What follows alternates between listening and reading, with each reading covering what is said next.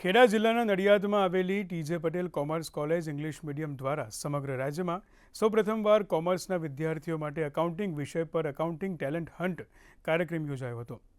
આ કાર્યક્રમનો મુખ્ય હેતુ ધોરણ 12 કોમર્સ તથા કોલેજના કોમર્સ માધ્યમના વિદ્યાર્થીઓમાં એકાઉન્ટિંગ વિષયની કેટલી સમજ છે, કોમર્સના વિદ્યાર્થીઓ માટે એકાઉન્ટિંગ વિષય કેટલો ઉપયોગી થશે તેની માહિતી આપવામાં આવી હતી। આ કાર્યક્રમના અંતે મહાનગરપાલિકાના મ્યુનિસિપલ કમિશનર G.J. સોલંકીએ વિદ્યાર્થીઓ સાથે વિશેષ વાતચીત કરી હતી।